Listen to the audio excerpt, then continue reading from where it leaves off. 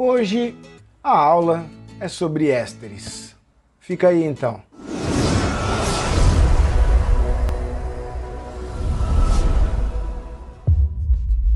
Moçadinha, o que são ésteres? Vamos trabalhar sobre ésteres então hoje, certo?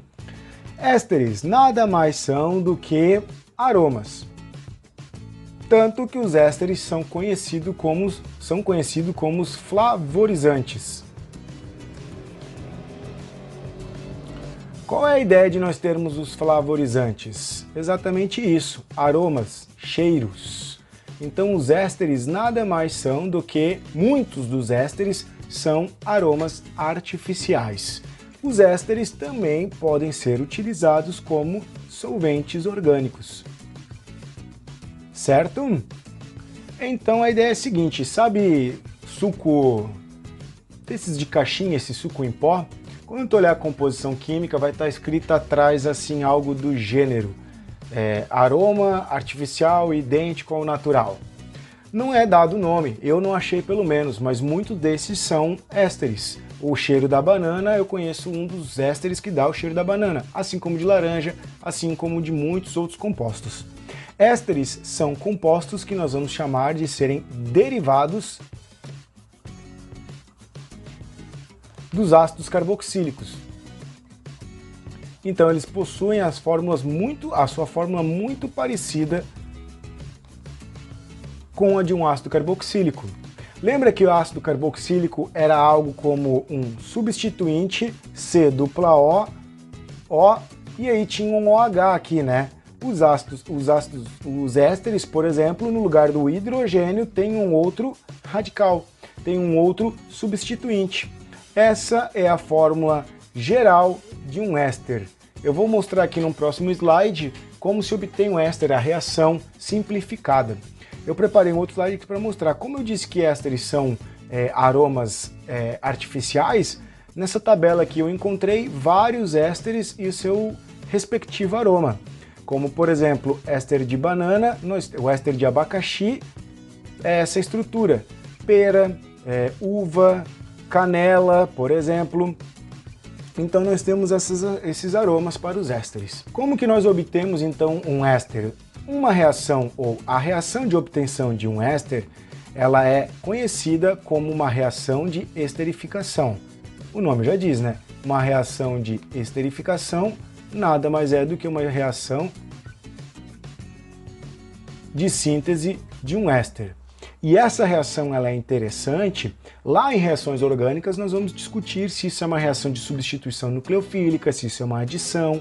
Mas por enquanto, o que eu quero que vocês entendam é que os ésteres é uma reação entre um ácido carboxílico e esse ácido carboxílico ele reage com álcool. Então, se nós sabemos o nome do ácido e do álcool, é óbvio que nós vamos conseguir dar nome para esse éster. E aí nós temos o éster e nós temos também a formação de água. Para nós, o que nos interessa aqui nesse momento é o éster. Então, por exemplo, lembrando que um éster tem, ou melhor, que um ácido carboxílico tem a seguinte estrutura: C-O, OH. E um álcool tem a seguinte estrutura: HO ligado aqui, eu vou botar um R', certo? Eu não gosto muito de fazer isto, mas neste momento ele fica interessante apenas para nós entendermos, mas num processo nós vamos ter mais ou menos essa junção. Ó. Daqui ocorre a formação de água. Então, como eu comentei, forma éster mais água, ok? E o R' ligando diretamente, por exemplo, lá naquele oxigênio, esse R aqui do álcool proveniente ligando nesse oxigênio, nós vamos ter a fórmula geral do éster, se tu for lembrar que eu botei ali no slide na tela passada, que seria o R, C-O, O, e isso tudo aqui ligado num R'. O que eu quero mostrar para vocês é que um pedaço ele é proveniente do álcool, certo?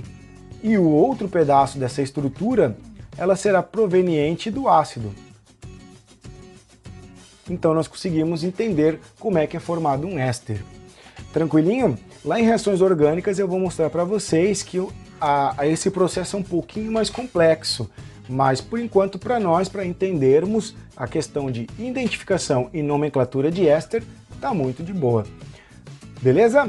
Então vamos lá. Como que nós damos nome então para um éster? Bom, segue a nomenclatura oficial proposta pela IUPAC, aonde nós vamos falar o nome do ácido e nós vamos trocar o ico pelo ato, muito parecido com o que nós vimos em sais. Então, se tu tinha um ácido metanóico, nós vamos ter um metanoato, mais um radical. Esse radical é a parte proveniente do álcool, enquanto que a parte proveniente do ácido, nós trocamos o ico pelo ato. Vamos pegar a seguinte estrutura: um CH3, C dupla O e um CH3. O que nós sabemos nessa estrutura? Que este pedaço foi o proveniente do ácido e o outro pedaço é o proveniente do álcool. Caso fosse um ácido formado por dois carbonos, nós teríamos o ácido etanóico ou ácido acético. Então, neste caso, nós vamos ter o acetato de aquele único carbono lá, metila. Não estaria errado nós falarmos etanoato de metila. Certo? Vamos pôr aqui olha, essas outras duas moléculas aqui, ó. Como é que nós damos nome para essa estrutura? Essa parte aqui, ó, é proveniente do ácido, enquanto que esta outra parte aqui, ó, é proveniente do álcool. Então, tentando lembrar, ou melhor, vamos desenhar essa estrutura de forma condensada para quem sabe ficar um pouquinho mais visível para você. C dupla O, ó, esse é do ácido. Então, esse pedaço aqui com um único carbono, como é que nós chamamos aquela estrutura com um único carbono? Ácido metanóico. Como é um derivado, como nós trocamos o ico pelo ato, nós chamamos de metanoato. Lembrando que o ácido metanóico é o ácido fórmico, então nós poderíamos chamar também esta parte de formato. Metanoato de, agora, quem é essa estrutura aqui? Ó? Nós temos agora um CH2, um CH para baixo e para o lado um CH3. Como que é o nome deste radical, deste ligante aqui, deste substituinte? Nós temos um total de 4 carbonos e eles terminam com CH3 no final. Esse dali é o isobutila. Então, metanoato de isobutila. Essa é a nomenclatura para esse composto. O de baixo, nós teríamos agora que esta região, esta parte é a proveniente do ácido.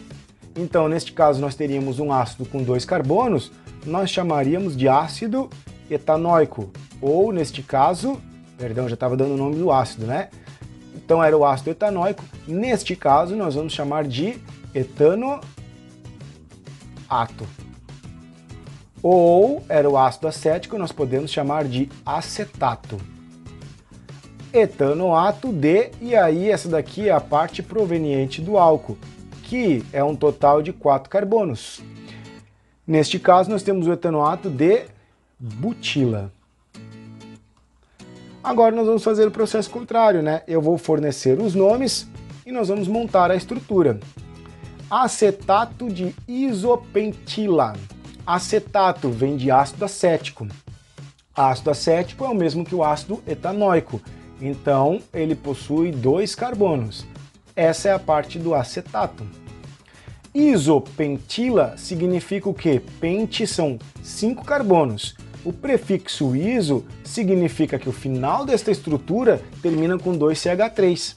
Então, o isopentila seria CH2, CH2, CH, CH3 e aqui um CH3 para baixo. Esse é o isopentila, que também pode ser chamado de isoamila. Esse é um dos únicos que eu lembro o cheiro. O acetato de isoamila ou isopentila, ele tem o cheiro de mel quando ele é concentrado. quando a gente sintetiza. Tanto que eu me recordo quando eu fiz na faculdade, laboratório de orgânica, eu estudei na UFSC, uma das práticas de orgânica A, de laboratório de orgânica, é a síntese de isoamila.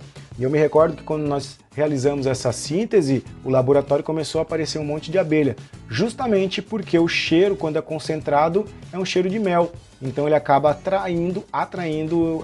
acabou atraindo essas abelhas, certo? 2-metilpropanoato. 2-metilpropanoato seria o ácido 2-metilpropanoico. Então, nós sabemos que o propanoato tem 3 carbonos, e no carbono 2 nós temos um substituinte metila. Então, aqui nós teríamos o propanoato, certo? Agora nós temos o 2-metilpropanoato. Conseguiram entender? Ó? Carbono 1, carbono 2, carbono 3. No 2 nós temos um substituinte metila.